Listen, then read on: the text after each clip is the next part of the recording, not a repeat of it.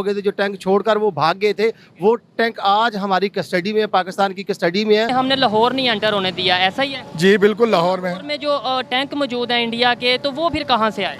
वो जी जब ये लाहौर वाले अंदर, इंडिया वाले अंदर आ गए थे लाहौर के, ये बीआरबी इन्होंने क्रॉस कर ली थी तकरीबन। तो वही कह रहे हैं ना, एक तरफ हम कहते हैं कि बीआरपी क्रॉस नहीं करने दी, एक तरफ हम कहते हैं कि बीआरपी क्रॉस। खुद कश्मीर का हूँ, मेरा घर आज़ाद कश्मीर है। आपका घर आज़ाद कश्मीर में? जी जी, आज़ाद जम्मू कश्मीर बॉर्डर के साथ है मेरा घर। तो हम खुद चाह रहे हैं, हमारा बड़ा मसला, बड़े अरसे से बमबारी होती है, हमारे नुकसान होते हैं घरों को। बिल्कुल ऐसे ही है, बिल्कुल हमसाए हैं हमारे, जी देखिए पहला हक हमसायों का है, लेकिन उसमें यह है कि हमें तमाम चीज़ों से बालातर होके एक दूसरे का नुकसान नहीं करना चाहिए, फ़ायदा सोची अच्छे ताल्लुक रखें, बराबरी पे रखें, गिव एंड टेक करें। तो आपको पता है डिफेंस का बजट कितना है पाकिस्तान का, सबको पता है।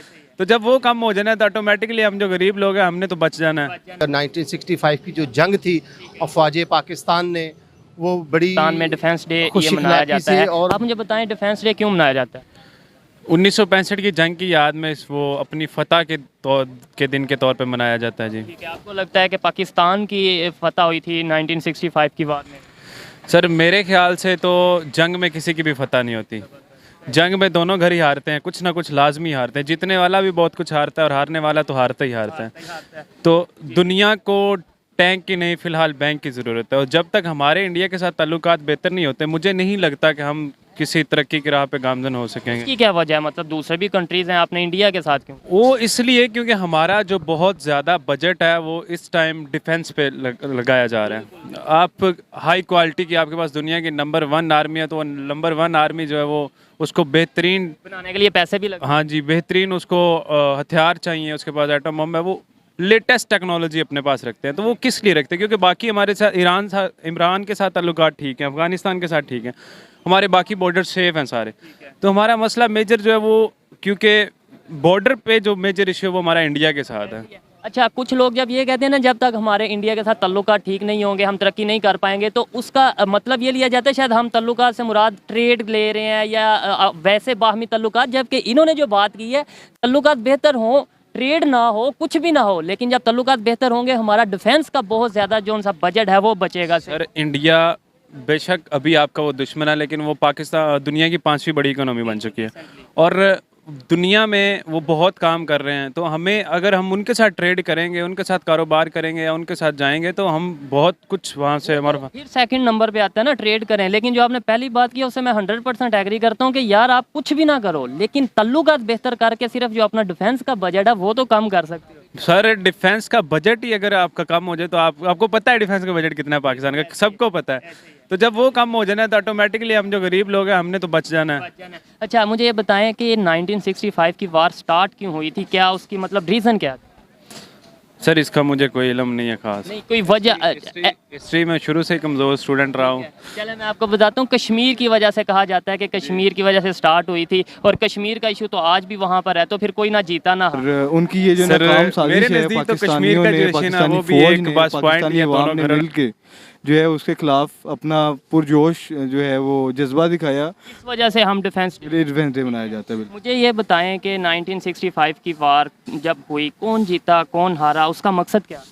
देखिए ये तो नैरेटिव की जंग होती है। अगर हम उनके पर्सपेक्टिव से देखेंगे ऑब्वियसली शायद वो भी कहें कि हम जीतेंगे, लेकिन हकाइक जो चीज़ होती है उसको तो कोई नहीं रद्द कर सकता।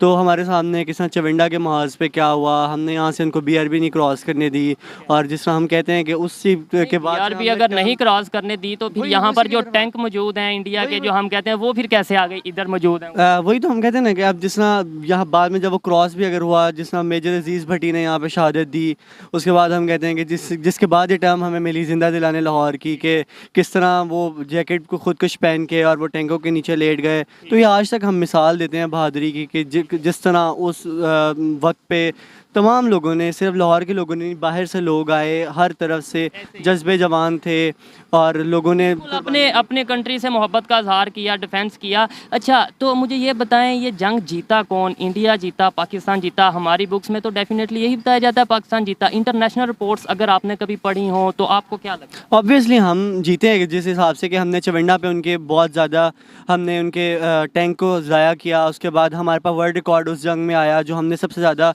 एम एम आलम ने उनके जहाज़ गिराए, हमने उनकी बेसिस पे जाके उनके जहाज़ गिराए। उनके टैंक्स हमारे जगह जगह चौकों पे पड़े हुए हैं, हर शहर के अंदर हमने उनके जहाज़ लगाए हुए हैं। तो ऑब्वियसली ये एक साइन है। सोचने वाली बात नहीं है। देखें, एक तरफ हम कहते हैं हमने उन्हें बॉर्डर नहीं क्रॉस करने दिया, एक क्वेश्चन है, जस्ट एक वैसे ही वीडियो रिकॉर्ड कर रहा हूँ, तो एक तरफ हम कहते हैं कि हमने उन्हें बॉर्डर नहीं क्रॉस करने दिया, दूसरी तरफ हम कहते हैं कि हमारी जगह जगह उनके टैंक पड़े हैं। वो टैंक कैसे आए? टैंक इसका मतलब उन्होंने अपनी कोशिश पूरी की कि हम किसी तरह से पाकिस्तान को जो भी हिस्सा उनके हाथ चढ़े, सियालकोट लाहौर वाली लाइन ऑफ कंट्रोल उन्होंने क्रॉस की, अपनी उन्होंने पूरी कोशिश की, मगर पाकिस्तानी फ़ौज, पाकिस्तानी अवाम ने इतना साथ दिया। पाकिस्तानी फ़ौज जो है, जो हमारे मर्द मुजाहिद हैं, उन्होंने अपने खुद को जैकेट पहन के एक फ़ौजी ने उनके टैंक जो हैं जाके पुरजोश मुकाबला किया, और एक बंदे ने इतने उनके टैंक 5-6 टैंक उड़ाए हैं।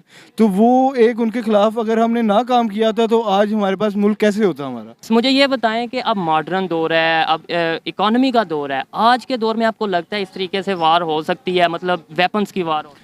आजकल जो बात है मेन न्यूक्लियर वेपन है। न्यूक्लियर वेपन जिस कंट्री के पास भी है, ठीक है, पाकिस्तान के पास भी है, इंडिया के पास भी है, जिस कंट्री ने भी न्यूक्लियर वेपन चला दिया पहले, तो तबाही दोनों तरफ होनी है, क्योंकि उसकी जो है ना पूरी मतलब जो करेगा उस पर भी और जो जिस पे करेगा उस पे भी, दोनों पे असरात उसके बहुत अखीर किस्म के जो हैं वो आ सकते हैं।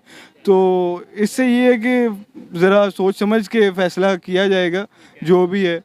तो अस्सलाम वालेकुम। वालेकुम सलाम। आपका नाम? मोहम्मद शफीक। खाना जंगी ना करें। मेरा ट्रैवलिंग का काम है जी, देखा हाजो जाए का। तो कश्मीर में ये देखें, वो जो जिसे हम मकबूजा कश्मीर कहते हैं, इंडिया वाले जम्मू कश्मीर कहते हैं, तो हमारा भी जम्मू ही है, हमारा भी जम्मू कश्मीर है। जम्मू कश्मीर की बात करें तो वो इंडिया वालों ने लिया है, हम कहते हैं हमने उनसे लेना है। जाहिर बात है, वो कश्मीर हमारा कश्मीर एक कश्मीर है, दो कश्मीर नहीं है। ये जब अलहदगी हुई थी ना, तो इन्होंने कब्जा किया था इस पे, ठीक है, लेकिन एक वक्त आएगा इंशाल्लाह ये हमारे पास खाली कश्मीर नहीं, अब कश्मीर की बात नहीं है, अब इंडिया की जंग हमारे साथ होगी और पूरे का पूरा इंडिया ही अब हमारे हाथ आएगा इंशाल्लाह। ऐसी बात नहीं ये करेंगे, हदीस नबवी है, गज़वा हिंद जरूर होगी, हिंद बात झूठ नहीं हो सकती, ये हमारे पास जरूर पूरे का पूरा इंडिया आएगा। जंग की बात करेंगे, ठीक है, हर एक आपकी अपनी राय, आप जो चाहें बोल सकते हैं, लेकिन देखें मैं भी अपनी राय देना चाहता हूँ कि जंग की बात करेंगे, आपको लगता है हम इस टाइम इस पोजीशन में हैं कि हम इंडिया के साथ या किसी के साथ, हम तो आपस में भी लड़ रहे हैं, हम तो भूख से लड़ रहे हैं, हम जंग कर सकते हैं इस टाइम? एक जनरल क्वेश्चन सर जी, बात ये है कि पाकिस्तानी कौम पे जब बात आएगी ना, तो फिर भूख की बात ख़त्म हो जाएगी। ये वो कौम है कि ये भूखे पेड़ पे पत्थर बांध के भी लड़ सकती है, इसको कोई ज़रूरत नहीं पड़ती कि हालात कैसे हैं क्या हैं। जब हमें आवाज़ आएगी ना, तो हम मुल्क के लिए सब इकट्ठे हो जाएंगे। अच्छी बात है, हर अपने मुल्क से हर कोई प्यार करता है, लेकिन हमें फैक्ट्स एंड फिगर पर बात करनी चाहिए, और फैक्ट्स एंड फिगर पर तभी बात करेंगे जब हमें फैक्ट्स एंड फिगर बताए। जी तो दोस्तों, ये थी आज की वीडियो, पाकिस्तानी आवाम की राय आप तक पहुंचाई, और अगर इस हवाले से मेरी पर्सनल ओपिनियन की बात की जाए तो मैं ये समझता हूँ इंडिया और पाकिस्तान के दरमियान अब तक जितनी भी जंगें हुई हैं उनमें दोनों ममालिक को ही नुकसान हुआ है, कभी किसी को ज़्यादा तो कभी किसी को कम नुकसान हुआ है। और अगर कोई जीता है इन इंडिया और पाकिस्तान की जंग में, तो वो ना तो इंडिया और ना ही पाकिस्तान, बल्कि जीत हुई है हमेशा अमेरिका और रशिया की, जो लोग असला बेचते रहे इंडिया को और पाकिस्तान को। मैं ये समझता हूँ कि जंग में कुछ भी नहीं पड़ा, अगर पाकिस्तान जीते या इंडिया जीते, नुकसान एट दी एंड दोनों का ही हुआ है। हमें पॉजिटिविटी से काम लेना चाहिए और ये चीज़ से अब बाहर निकलना चाहिए, कौन जीता कौन हारा। इस टाइम जो मौजूदा सिचुएशन है उस पर फोकस करना चाहिए, उसको देखना चाहिए कि इस टाइम इंडिया किस पोजीशन पे है, हम किस पोजीशन पे हैं। हमें अपनी पोजीशन को बेहतर करने की ज़रूरत है, हमें अपनी इकोनॉमी को बेहतर करने की ज़रूरत है, हमें अपने इंफ्रास्ट्रक्चर और अपने एजुकेशन सिस्टम को बेहतर करने की ज़रूरत है। अगर हम इन चीज़ों को बेहतर करेंगे तो ही हम इकोनॉमी की जंग को जीत पाएंगे, तो ही हम 5th वार जनरेशन जो सी है उसमें अपना बेहतर परफॉर्म कर पाएंगे। ये मेरी पर्सनल ओपिनियन थी।